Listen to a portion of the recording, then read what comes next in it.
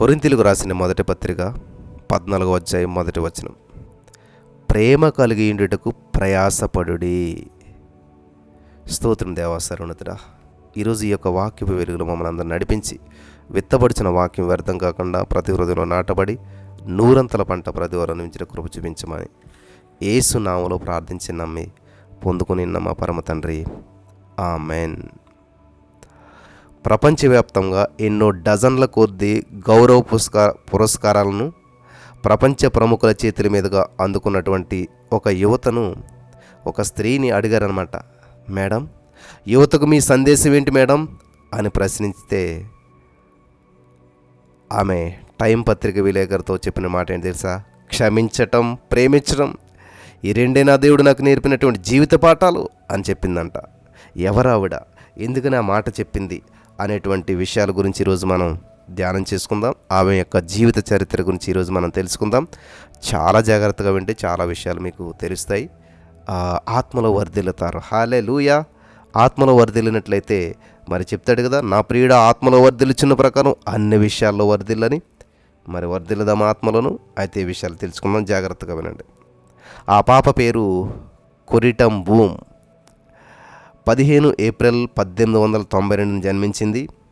1892 నుంచి 1983 మధ్య హర్లేమ్, నెదర్లాండ్లో జీవించింది. ఆమె కథ ఇదనమాట. రెండవ ప్రపంచ యుద్ధం జరుగుతున్నటువంటి రోజులవి. కొరిటం బూమ్ క్రైస్తవ మత విలువలను నిష్టగా పాటించేటువంటి ఇంట జన్మించింది. మరి వారి ఇంట్లో అందరికంటే ఆమె చిన్నది. ఆమెకు 2 అక్కలు, ఒక అన్న ఉన్నారు. నాన్నగారేమో కాపర్ నగల వ్యాపారి. బంగారు నగలు కాదు, కాపర్ అంటే రాగి అన్నమాట, తెలుసు కదా. ఆ యొక్క రాగి ఉంగరాలు, రాగివి చేసేటువంటి వ్యాపారం అన్నమాట. అంత మాత్రమే కాదు, గడియారాలు కూడా అమ్మేటువంటి వాడు. ఈ కొరిటన్ కుటుంబం హర్లేములోని బీజే అనేటువంటి ఆ ఇంట్లో నివాసం ఉండేటువంటి వారు. స్వతహాగానే దాన ధర్మాలకు పేరుగాంచినటువంటి కొరిటం భూమి కుటుంబ సభ్యులు ఆ ప్రాంతంలోని దేవుని ప్రజలైనటువంటి యూదులకు తమ యొక్క తాహతకు మించినటువంటి సహాయం చేస్తూ ఉండేటువంటి వారు. ఈ కొరిటం భూమి తల్లి మరణించింది. ఆమె మరణించాక, ప్రేమలో అపజయం పొందాక తన తండ్రి వృత్తినే కొనసాగించింది. 1922 సంవత్సరం నాటికి హాలండ్లో ఉన్నటువంటి మొట్టమొదటి లైసెన్స్ పొందినటువంటి మహిళ వాచ్ మేకర్గా గుర్తింపు పొందింది. వాచ్ మెకానిక్లు అందరూ చేస్తారు, కానీ లైసెన్స్ అనేటువంటిది ఉండాలి. ఈ లైసెన్స్ ఉన్నటువంటిది ఎవరంటే ఈ యొక్క మరి కొరిటం భూమి గారు. ఈ మహిళ ఒక ఆమె వాచ్ మేకర్గా మరి గుర్తింపు పొందింది ఈవిడేనమాట. ఆ తర్వాత ఒక దశాబ్దం పాటు యవ్వన స్త్రీలకు కుట్టు పని, ఎంబ్రాయిడరీ, అలాగే మరి క్రైస్తవ పాఠాలను కూడా నేర్పేటువంటి యూత్ క్లబ్ను విజయవంతంగా నిర్వహించింది ఈ కొరిటం భూమి గారు. మే 1940 వచ్చింది. అప్పటి వరకు గుట్టుగా బ్రతుకుతున్నటువంటి వీరి యొక్క జీవితాలను ఆ సంవత్సరం మరి కకలావికలం చేసింది. ఎందుకంటే రెండవ ప్రపంచ యుద్ధం మొదలైంది. యూదులకు బద్ధశత్రువు అయినటువంటి నాజీ నియంత హిట్లర్ ఆ ప్రాంతంలో యూదులను కనిపిస్తే చాలు కాల్చి చంపమంటూ ఆజ్ఞాపించేశాడు. సహజంగానే సహకారాలకు పేరుగాంచినటువంటి కొరిటం భూమి కుటుంబం ప్రాణాపాయంలో ఉన్నటువంటి ఎందరో యూదులకు వారి ఇంటిలో ఉన్నటువంటి రహస్య గదిలో ఆశ్రయం ఇచ్చింది. దయనీయ పరిస్థితిలో ఉన్నటువంటి ఎందరో క్రైస్తవులను, యూదులను ఎవరికీ తెలియకుండా ఈ కొరిటం భూమి తన ఇంట్లో రహస్యంగా దాచిపెట్టినటువంటి తర్వాత వారిని సురక్షితమైనటువంటి ప్రదేశాలకు చేర్చేటువంటిది. ఆ రోజుల్లో కొరిటం భూమ్ మా పట్ల చూపిన ప్రేమ అమోఘం. పోలీసుల పహారా తీవ్రంగా ఉందని తెలిసినా కూడా ఆమె ప్రాణాలకు తెగించి మా ప్రాణాలను మమ్మల్ని తన ఇంట్లో చేర్చుకునేటువంటిది అని చెప్పి చాలామంది చెప్పేటువంటి వారు. తన వద్ద ఉన్న రోజులు మాకు కడుపారా అన్నం పెట్టేది. మాకిప్పటికీ మరి ఒక సందర్భం బాగా గుర్తు. ఒకరోజు 3 క్రైస్తవులు పోలీసులకు చిక్కకుండా తప్పించుకున్నారు. చివరకు తలదాచుకోవడానికి మేమున్న చోటుకు వచ్చారు. అప్పుడు కొరిటం భూమి తన ప్లేట్లో ఉన్నటువంటి ఆహారం వారికి పెట్టింది. తాను మాత్రం మంచినీళ్ళతోనే కడుపు నింపుకుంటుంది. మేమంతా ఆమె వద్ద ఉన్నటువంటి ఆ వారం రోజులు ఆమె తండ్రి మరి ఆహారం లేక ఆహారాన్ని మాకుపెట్టి ఆహార కొరత వల్ల కేవలం ఒక రోజు మాత్రమే, ఒక పూట మాత్రమే రోజులో భోజనం చేసేవారు. అప్పుడప్పుడు పస్తులతో కూడా మరి వాళ్ళు గడిపేటువంటి వారు. తర్వాత మాకెలాగో ఆ యొక్క విషయం తెలిసింది. ఎందుకు ఇలా చేసావంటూ కోరిటం భూమి గారిని అడిగాం.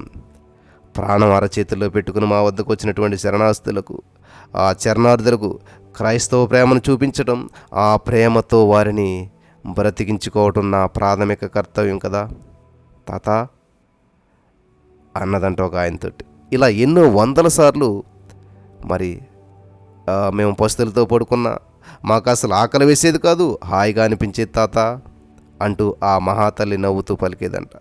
ఆ రోజుల్లో హిట్లర్ శాసనంతో మరి బయట మరణం, రాజ్యమేలుతున్నటువంటి కొరిటం భూమి సంరక్షణలో ఉన్నటువంటి మాకు మాత్రం ప్రతిరోజు పండగలనే ఉండేదని చెప్పి అక్కడ ఉన్నటువంటి వాళ్ళు మరి ఆ యొక్క స్టేట్మెంట్స్ ఇస్తూ ఉండేటువంటి వారు అనమాట. యేసుక్రీస్తు ప్రభువు యొక్క పాటలు పాడుకుంటూ, యేసుక్రీస్తు ప్రభువు యొక్క మాటలు చెప్పుకుంటూ ఒకరికొకరం ధైర్యం చెప్పుకునేవాళ్ళం. ఏ క్షణాన పోలీసులు మమ్మల్ని పట్టుకుంటారో, ఏ చిత్ర విచిత్రమైనటువంటి శిక్షలకు గురి చేస్తారో అనేటువంటి భయంకరమైనటువంటి ఆందోళన మధ్య సైతం మేము ఏనాడు కూడా నిరాశకు లోను కాలేదు. కారణం ఒక్కటే, మేము ఇక్కడ ఏ కారణం చేతనైనా సరే కన్ను మూస్తే కలకాలం మా క్రీస్తుతో ఆ మరో లోకంలో మహోన్నతిని కలిసి జీవిస్తాం, ఆ యేసయ్యతో కలిసి జీవిస్తాం అనేటువంటి గట్టి నమ్మకం మా అందరిలోనూ కలిగించింది కొరటం భీం అంటూ ఆ రోజుల్లో కొరిటం భూమి కాపాడినటువంటి వారిలో ఒకరి తర్వాత ఒకరు మరి ఈ విధంగా అద్భుతమైనటువంటి సాక్ష్యాలు ఇస్తూ వచ్చారు. హల్లెలూయా. ఈ కొరిటం భూమి గారు ఆనాటి అనుభవాలను పుస్తక రూపంలో రాసి ప్రచురించింది. ఆ పుస్తకం పేరు ద హైడింగ్ ప్లేస్, దాగడి స్థలము. ఆ పుస్తకం ప్రపంచవ్యాప్తంగా ఎన్నో వందల భాషల్లోకి తర్జుమా చేయబడింది. ఫిబ్రవరి 28వ తారీఖు 1944 సంవత్సరం ఒక డచ్ ఇన్ఫార్మర్ ఉంటాడు కదా. ఇన్ఫార్మర్ అంటేని మనిషిలాగానే ఉంటారు, కానీ ఇక్కడ సంగతులను అక్కడికి మోసుకెళ్తారు. ఈ యొక్క డచ్ ఇన్ఫార్మర్ ఏం చేయడంటే నాజీ పోలీసులకు కొరిటం భూము రహస్య కార్యకలాపాల గురించి అన్నిటికి సమాచారం అందించాడు. ఇంకా అంతే, సైన్యం అంతా వచ్చింది ఆమె ఇంటి మీద దాడి చేసింది. అక్కడ వారికి చిక్కినటువంటి 35 మందిని బంధించి చెరసాలకు తరలించారు. ఆ దాడిలో కొరిటన్ కుటుంబ సభ్యులందరూ కూడా పట్టబడ్డారు. 84 ఏళ్ల వృద్ధుడైనటువంటి కొరిటన్ తండ్రి ఆ పిదప కొన్ని రోజుల్లోనే చెరసాలలో మరణించాడు. కొరిటన్ భూమ్ మరియు ఆమె అక్క బెట్సీ మరి కాన్సంట్రేషన్ క్యాంపుకు పంపబడ్డారు. మాటల్లో వివరించలేనటువంటి అతి ఘోరమైనటువంటి అవమానాలను అక్కడ వారు అనుభవించారు. అక్క బెట్సీ వాటిని తట్టుకోలేకపోయింది. ఈ యొక్క శిక్షలు అవమానాలు అన్నీ తట్టుకోలేక అక్కడే మరణించింది ఆవిడ. తండ్రి మరణించాడు, అక్క మరణించింది. ఎవరు ఊహించినటువంటి విధంగా అక్క చనిపోయినటువంటి 12 రోజులకు ఈ యొక్క కొరిటం భూమ్ ఆ యొక్క కాన్సంట్రేషన్ క్యాంపు నుంచి విడుదలైంది. యుద్ధం ముగిశాక ఆ కొరిటన్ నెదర్లాండ్లో ఉన్నటువంటి యుద్ధం వల్ల చిత్రహింసలు అనుభవించినటువంటి వారి కోసం ఒక పునరావాస కేంద్రాన్ని ప్రారంభించింది. అక్కడ వారి మధ్య యేసుక్రీస్తు ప్రేమను పంచింది. అక్కడ ఉన్నటువంటి ఆ ప్రతి ఒక్కరి బాధను తన బాధగానే మరి ఆమెను భావించింది. వారి కన్నీటిని తుడిచింది, ఆసరాగా నిలిచింది, వారిలో కావలసినంత ఆత్మస్థైర్యాన్ని నిలిపింది, జీవితం పట్ల ఆశను పుట్టించింది, మరలా జీవించాలనేటువంటి కోరికను పుట్టించింది కొరిటన్ భూమ్ గారు. 1976 సంవత్సరంలో ఈ కొరిటం భూమ్ తన 85వ ఏట కాలిఫోర్నియాకు వెళ్ళింది. అక్కడ ఆమె 6 సంవత్సరాల పాటు పక్షవాతంతో తీవ్రంగా బాధపడింది. మంచానికే పరిమితమైపోయింది. 91వ సంవత్సరం అంటే తన 91వ జన్మదినాన అనగా ఏప్రిల్ 15, 1983 సంవత్సరంలో ఆమె ఈ లోకయాత్రను ముగించింది. కొరిటన్ భూమి జీవితం కష్టాలకు కన్నీళ్లకు కేర్ ఆఫ్ అడ్రస్ అయినా కానీ ఆ బాధల్లో కూడా సైతం ఎందరికో యేసుక్రీస్తు ప్రభువు యొక్క సువార్తను చేరవేసింది. బలమైనటువంటి తన జీవిత సాక్ష్యంతో ఎందరినో క్రీస్తు వద్దకు నడిపించింది. జైలులో ఆమెను సైనికులు హింసిస్తున్నా సరే అక్కడ కూడా ఈ కొరిటన్ భూమి గారు తన యొక్క విశిష్ట ప్రేమతో ఎందరినో ప్రభు వద్దకు నడిపించింది. హల్లెలూయా. ఇది నాకు నా యేసు నేర్పినటువంటి ప్రేమ అంటూ అనేకులను తన ప్రవర్తనతో ఆకట్టుకోగలిగింది. 1946 సంవత్సరంలో కొరిటన్ భూమి గారు తన 53వ ఏట ప్రభు పరిచర్యను ప్రారంభించారు. 33 సంవత్సరాల పాటు 60 దేశాల్లో యేసుక్రీస్తు ప్రభువు యొక్క గొప్పతనాన్ని ఎలుగెత్తి చాటింది. ప్రపంచవ్యాప్తంగా ఎన్నో డజన్ల కొద్దీ గౌరవ పురస్కారాలు ప్రపంచ ప్రముఖుల చేతుల మీదకు అందుకున్నది. హల్లెలూయా. వింటున్నారా ప్రియులారా? అప్పుడు మరి ఇంత స్థితికి వచ్చినటువంటి ఆమెను ఇంటర్వ్యూ చేస్తూ ఉన్నారన్నమాట. ఆ పత్రిక విలేకరు వచ్చి, మేడం, యువతకు మీ సందేశం ఏమిటి మేడం అని ప్రశ్నించినటువంటి ఆ టైం పత్రిక విలేకరు ఆమె చెప్పిన మాట, క్షమించటం, ప్రేమించటం. ఈ రెండే నా దేవుడు నాకు నేర్పించినటువంటి జీవిత పాఠాలు. వింటున్నారా? మరలా చెప్తాను, వినండి. క్షమించటం, ప్రేమించటం, ఈ రెండే నా దేవుడు నాకు నేర్పినటువంటి జీవిత పాఠాలు.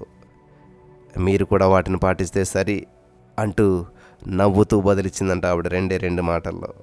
హల్లెలూయా. మరి కొరిటెన్ భూమి గారు చెప్పినటువంటి 2 మాటలు తీసుకుంటారా మీరు ఈ రోజు నుంచి? నెంబర్ 1 క్షమించటం, నెంబర్ 2 ప్రేమించడం. క్షమించకుండా ప్రేమించలేం మనం. హల్లెలూయా.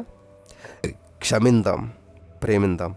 ఈ యొక్క కొరిటెన్ భూమి గారు 2 మాటలు తీసుకొని పాటించడానికి పరిశుద్ధాత్మ దేవుడు ఇక్కడ ఉన్న వారందరికీ సహాయం చేసి నడిపించి బలపరచును గాక. ఆమెన్.